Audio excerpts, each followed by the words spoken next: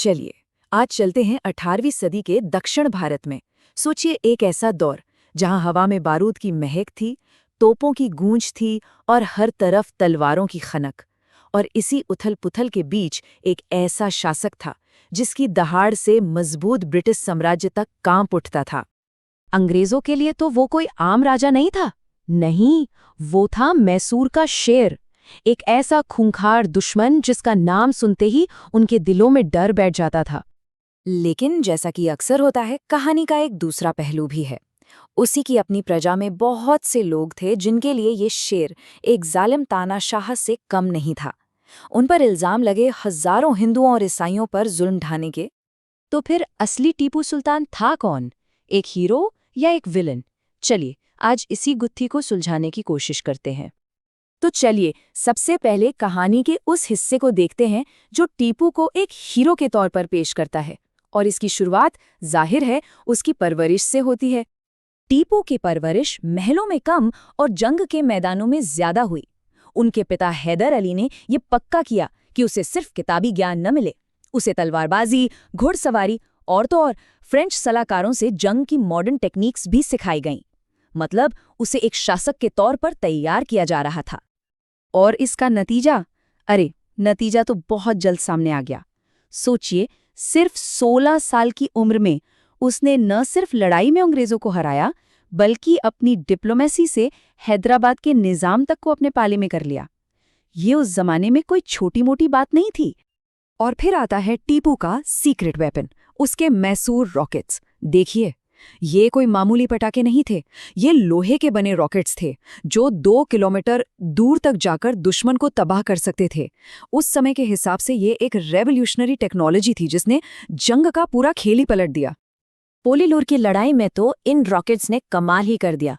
अंग्रेजों के गोला बारूद के ढेर में जाकर ये ऐसे फटे कि सब कुछ तबाह हो गया। नतीजा ये हुआ कि 336 ब्रिटिश सैनिक मारे गए और बाकी के 4000 ने सरेंडर कर दिया। ये भारत में अंग्रेजों की सबसे शर्मनाक हारों में से एक थी। और बस इसी एक जीत ने टीपू को टाइगर ऑफ मैसूर का खिताब दिला दिया। लेकिन टीपू की कहानी सिर्फ जंग तक ही सीमित नहीं है। वो एक जबरदस्त वॉरियर तो था ही, लेकिन साथ ही एक विजनरी रूलर भी था। उसने मैसूर को एक मॉडर्न स्टेट बनाने के लिए क्या कुछ नहीं किया। ट्रेड के लिए सड़कें बनवाई, खेती के लिए नहरें खुदवाई, रेशम के बिजनेस में तो जैसे क्रांति ही ला दी। और हाँ, अपनी एक मॉडर्न नेवी भी खड़ी की। उसकी टेक्नोलॉजी की समझ कितनी गहरी थी, इसका अंदाजा हम सब इसी बात से लगा सकते हैं कि खुद भारत के missile man doctor APJ Abdul Kalam ने उन्हें दुनिया का पहला रॉकेट इनोवेटर माना है। तो ये तो थी एक हीरो की कहानी, एक ऐसे शेर की कहानी जिसने अंग्रेजों को नाको चने चबवा दिए। लेकिन क्या इस कहानी का एक डार्क साइड भी है? क्या इस शेर की परछाई में कोई अंधेरा भी छिपा था? चलिए अब सिक्के का दूसरा पहलू देखते हैं। वो पहलू जो टीपू सुल्तान को एक हीरो नहीं बल्कि एक विलेन, एक क्रूर तानाशाह के तौर पर दिखाता है। कई हिस्टोरिकल रिकॉर्ड्स ये दावा करते हैं कि टीपू ने कोडागू और मालाबार में लगभग 40,000 गैर मुसलमानों को, जिनमें हिंदू और ईसाई शामिल थे, या तो मौत के घाट उतार दिया या फिर जबरदस्ती उनका धर्म बदलवा दिया। यहाँ तक कि उसकी अपनी तलवार पर भी लिखा था, मेरी जीत वाली तलवार काफिरों के लिए बिजली की तरह है। सिर्फ यही नहीं, दूसरे मुस्लिम रूलर्स को जो उसने खत लिखे थे उनमें भी जिहाद जैसे शब्दों का इस्तेमाल मिलता है। कई लोग इसे उसकी धार्मिक कट्टरता का सबूत मानते हैं। इसके अलावा टीपू ने पर्शियन को अपने दरबार की भाषा बना दिया और मैसूर जैसे शहरों का नाम बदलकर नजराबाद रख दिया। अब उसकी प्रजा के कई लोगों को लगा कि उनकी अपनी कन्नड़ भाषा और उनकी हिंदू पहचान पर सीधा हमला है। लेकिन कहानी इतनी सीधी भी नहीं है। यहाँ एक ट्विस्ट है।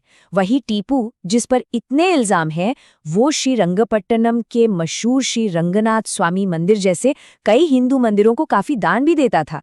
और तो और उसकी एक अंगूठी पर देवनागरी में राम लिखा हुआ मिला है। तो अब हम कहानी के आखिरी हिस्से की तरफ बढ़ते हैं। टीपू का पतन, एक ऐसा वक्त जब अंग्रेजों ने उसके खिलाफ एक मजबूत गठबंधन बना लिया था। एक ऐसा गठबंधन जिसका सिर्फ एक ही मकसद था, टीपू सुल्तान का खात्मा। तीसरे एंग्लो मैसूर वॉर में टीपू लगभग अकेला पड़ गया। एक तरफ वो और दूसरी तरफ अंग्रेज, मराठा और निजाम की मिलीजुली फौज। नतीजा, एक बहुत बड़ी और अपमानजनक हार, जिसने मैसूर की ताकत को लगभग तोड़कर रख दिया। और हार के बाद जो संधि हुई, उसकी शर्तें तो और भी ज्यादा दर्दनाक थीं। टीपू को अपना आधा राजपाट छोड़ना पड़ा, 3 करोड़ रुपए का भारी भरकम जुर्माना देना पड़ा, और शायद सबसे बड़ा सदमा, अपने 2 बेटों को बंधक के तौर पर अंग्रेजों के हवाले करना पड़ा। लेकिन टीपू की तकदीर में शायद और भी बुरा लिखा था। असली चोट तो अपनों से मिली। 1799 की आखिरी लड़ाई में उसके सबसे भरोसेमंद मंत्री मीर सादिक ने गद्दारी कर दी। उसने अंग्रेजों को किले के अंदर आने का एक सीक्रेट रास्ता बता दिया। टीपू का एक मशहूर कॉल था, भेड़ की तरह 100 साल जीने से बेहतर है शेर की तरह एक दिन जीना। और अपनी जिंदगी के आखिरी दिन उसने इसे सच कर दिखाया। 4 मई 1799 का दिन था। अंग्रेजी फौज किले में घुस चुकी थी। टीपू बुरी तरह जख्मी था, लेकिन उसने सरेंडर करने से साफ इनकार कर दिया। वो अपनी आखिरी सांस तक लड़ता रहा और अपने किले की दीवार की हिफाजत करते करते शहीद हो गया। तो सवाल फिर वही है, आज भी टीपू सुल्तान को लेकर इतनी बहस क्यों होती है? क्यों वो इतना कंट्रोवर्शियल फिगर है? इसका जवाब शायद उसकी इसी दोहरी शख्सियत में छिपा है। देखिए, एक तरफ है शेर वाला टीपू, एक विजनरी, एक फ्रीडम फाइटर जो अंग्रेजों के सामने कभी नहीं झुका, और दूसरी तरफ है तानाशाह वाला टीपू, एक क्रूर शासक जिस पर अपनी ही प्रजा के एक हिस्से पर जुल्म करने के इल्जाम हैं। फैक्ट्स वही हैं, बस उन्हें देखने का नजरिया बदल जाता है। तो आखिर में सवाल ये नहीं है कि टीपू सुल्तान कौन था, सवाल ये है कि हम उसे कैसे याद रखना चाहते हैं। एक देशभक्त जिसने अपनी जमीन के लिए जान दे दी, या एक जालिम बादशाह जिसकी सोच कट्टरता में डूबी हुई थी? शायद इसका कोई एक सीधा साधा जवाब है ही नहीं, और यही सवाल इतिहास को इतना दिलचस्प बना देता है ना?